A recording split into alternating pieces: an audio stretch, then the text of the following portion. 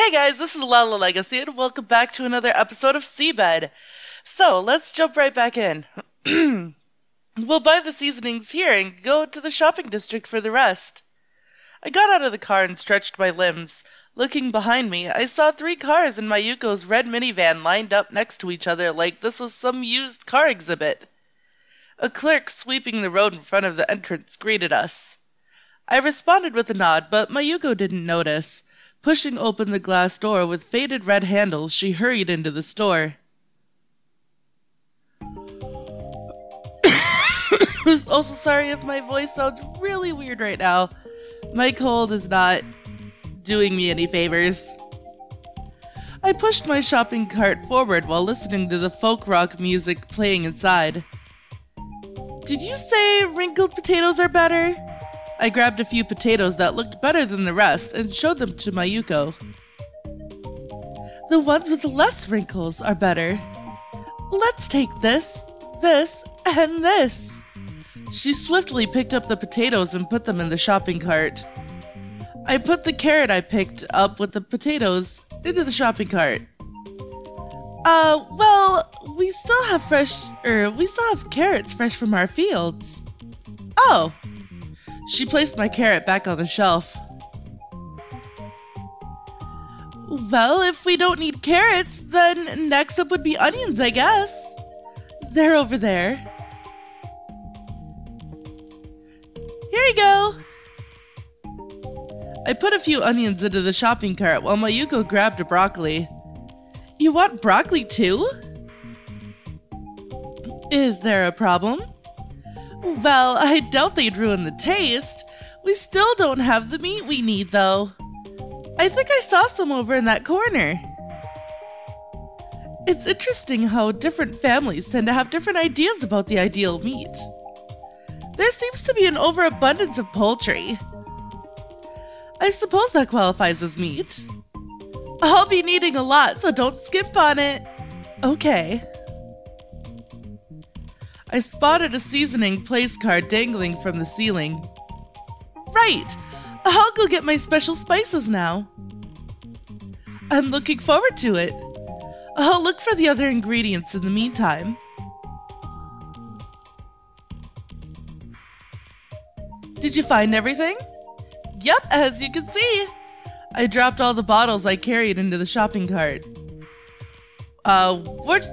I never know how to say this word right, because so many people say it differently. Worcestershire sauce, caramel sauce, what?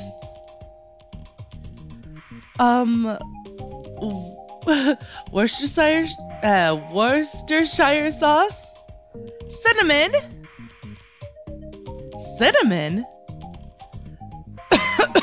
Cardamom, clove, and chutney. Sorry, guys. Oh yeah, is bay leaf basically the same thing as bay laurel? I thought you were planning to make curry. It's gonna be real curry. I saw some milk, consomme, and wheat flour in Mayuko's shopping cart.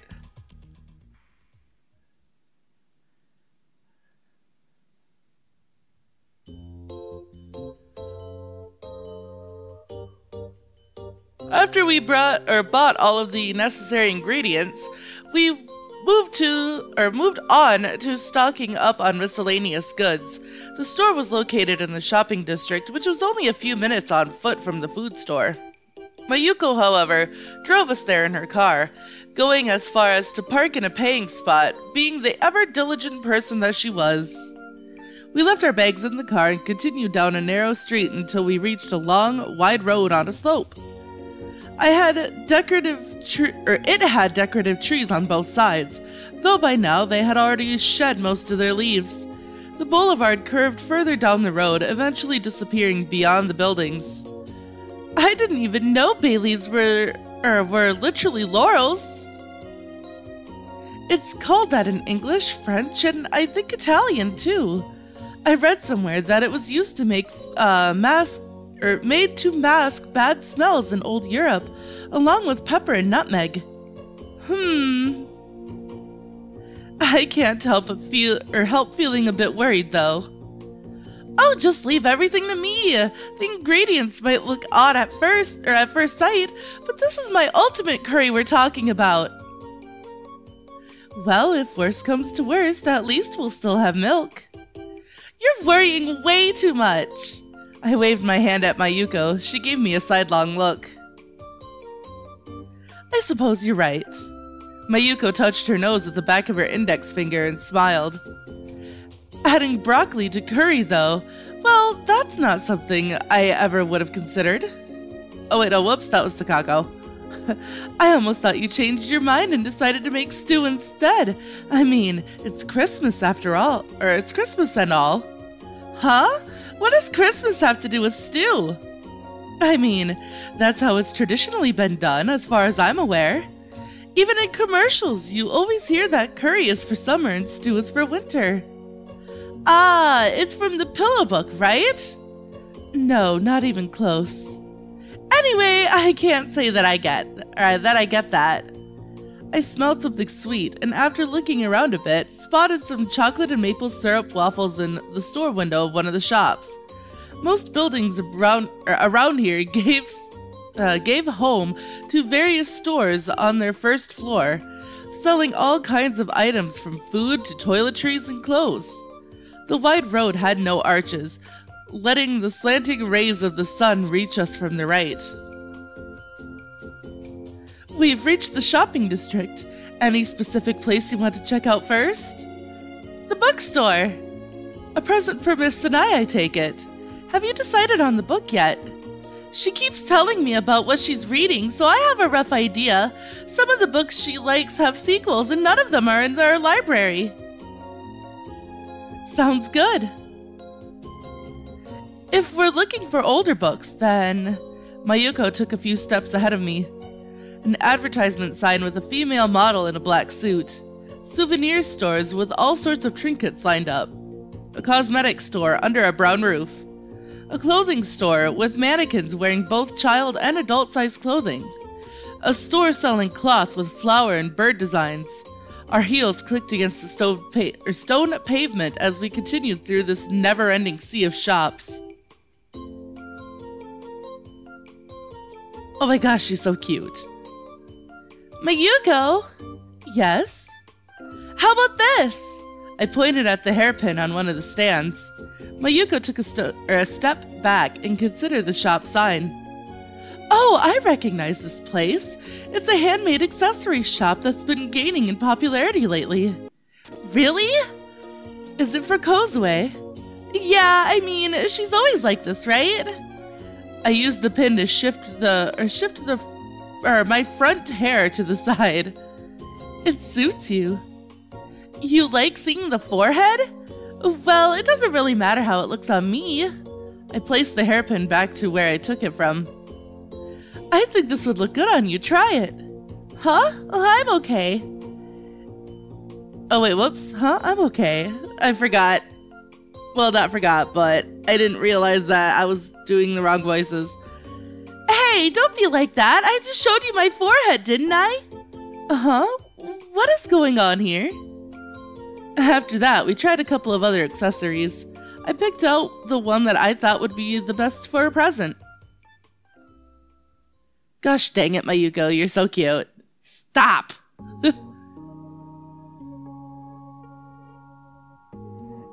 Is something the matter? Or whoops, is something the matter? Mayuko, who had been walking a few steps ahead of me, turned around. The shopping district looks a little different compared to what I expected. Or whoops. Ah! I am messing up voices so much today. What did you think it would look like? A bunch of bananas for 500 yen? 400 yen? 300 yen? Oh, I can't go any lower, but I can throw in something extra. What do you say? I thwacked my thighs with my palms to imitate the sound of a stick thumping against the ground. Did you expect this to be like a traditional Mojiko banana market? I was hoping to see salesmen making passionate speeches as they introduce their merchandise and stuff. What age are you from? These days, you only see stuff like that as part of special shows given at tourist locations.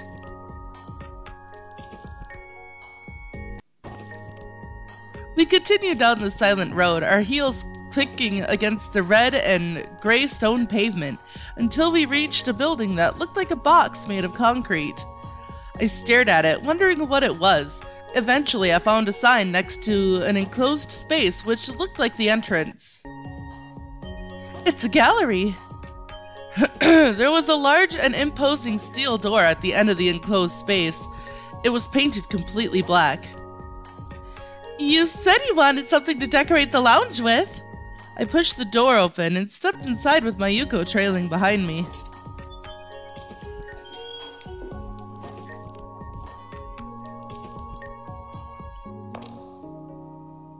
Our heels clicked against the hard, parquet inside. Multiple easels stood in the middle of the room. The paintings on them were facing in different directions. I glanced around to see a window to the right of us, and a counter to the left. A young, spectacled man was sitting at said counter, reading a book with a stern expression on his face. He didn't react to our arrival in the slightest. I also spotted some shelves and a table close to the window, their warm colors lending the place a certain countryside-esque feel. What do you think about this? I pointed at a painting depicting a river and a sky in some European-looking land. The color of the sky is certainly peculiar in this one. All sorts of colors had been blended to make it that way, a pale mix of purple and pink. The river was quite colorful too, with golden trees towering above it. Do you think it would look nice in our lounge? I'd say it's perfect for our building. We ascended the artistically distorted stairs, reminding me of a wisp of smoke, and reached a narrow corridor on the second floor. The stairs leading to the third floor had a keep out sign in front of them. A small row of palm-sized windows lined the wall on our right, their light illuminating the pictures on the left wall. I wonder if this light gets misaligned when the sun moves. Mayuko took a step forward, or toward the row of windows. They're probably using mirrors or something. I inspected the paintings. Their frames were a lot simpler design compared to what we'd seen below. Most of them were similar to our candidate for the lounge, boasting a wide palette of unusual colors. The last one was a painting of a clover. Its 4 leaves all had different colors. They look like normal windows to me. Maybe a little on the thick side, but still. There are probably mirrors inside, but I can't see them. Mayuko returned. That's a beautiful one. I realized I had been staring at that oddly familiar thing. It looks a lot like a painting I drew in the past. Well, not like using a clover as a motive was a particularly original idea. I'd already seen plenty of pictures like this. I tried searching my memories to figure out which picture this one resembled, but that abrupt feeling I had when I first saw it was already gone.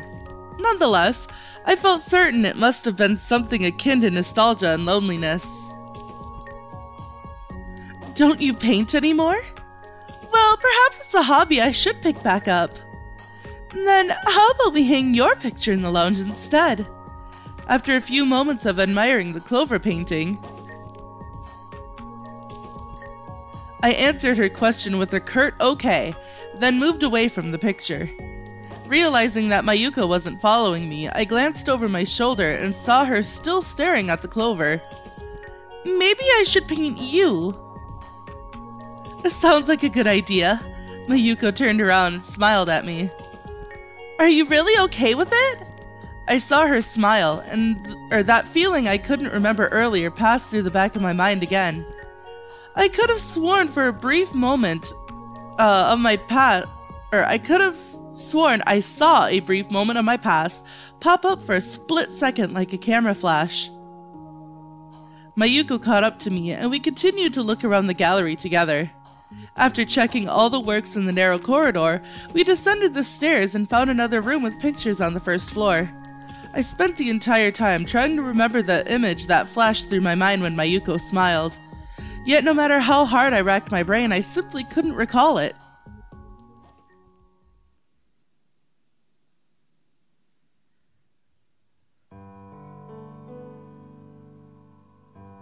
The sudden change in temperature as I stepped outside sent a shiver down my spine. Not spine, my back. Same difference. Whew, it's cold out here. You okay, Mayuko? I think I can handle it, but we should probably start thinking about heading back. Mayuko pointed at the mountain our sanatorium was on. Yeah.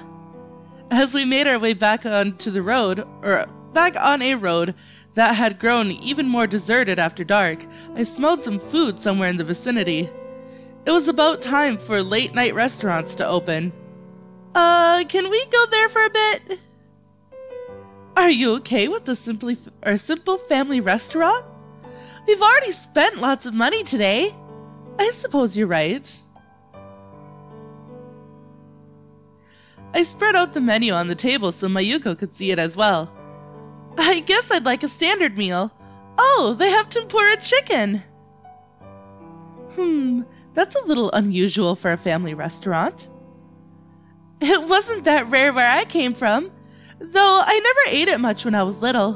Why? I like deep fried chicken more than tempura because it had a stronger taste. But as I grew up, I started to appreciate the more mature taste of soy sauce that comes with tempura chicken. I guess that's what happens when you become an adult. Your tongue is still that of a child if you can't eat green peppers, eggplant, or other vinegared dishes, though. Okay, no, that's not fair. I hate eggplant, okay? I am not a child. I freaking hate eggplant. My mom, she tricked me into eating eggplant once, and it was the first and only time I have ever eaten eggplant, and she made it in tempura, and I thought that it was one of the, I think it was like either zucchini pieces that I thought it was, or it was the sweet potato. It was one of those two that I thought that it was, because she had cut it up in like circular pieces.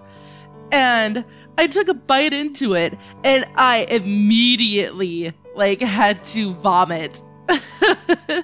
Like, my body was just like, nope, I'm not, like, taking this. No, what the hell is this? So, yeah, no, eggplant is not good. Hey, I don't mind stuffed pepper. My body can't take vinegar, though. Is that so? Did you decide on what you want? Yes. Excuse me, we'd like to order. Takako, there's a bell right there on the table. Mayuko reached out toward it. My way is faster. A waitress carrying water to another table spotted us. See? What will you be ordering? A standard meal of chicken tempura, please. What about you, Mayuko? Seafood pasta, please. A standard meal of chicken tempura and seafood pasta. Drinks? 2 cups of hot coffee. You're fine with that, right? Yes. Understood. The waitress jotted down our orders on her memo, then stuffed it behind the strap on her apron as she continued to the counter. I checked the picture of the seafood pasta they had in the menu. It came with manila clams, shrimps, and all sorts of other marine critters. I guess swapping meals is not something adults do, is it? I wouldn't mind a chicken tempura either, but it's been a while since I've had any. Oh, so you also had it back in your hometown. You familiar with yaseuma? It's a sweet made from dango, isn't it? With soy flour topping all of that. With soy flour topping and all that. Yeah, I haven't had that in ages. Didn't you get those a lot as snacks back in kindergarten? Yeah, I remember this one time. I was in such a hurry I ended up inhaling the flour. I almost choked. Would you like me to make them sometime? That'd be great! But that is all the time that I have for this episode, guys. So if you liked it, please give it a big thumbs up down below. And if you haven't already, subscribe. By subscribing, you're becoming part of a legacy. I love you guys so much, and I will see you in the next video. Bye-bye!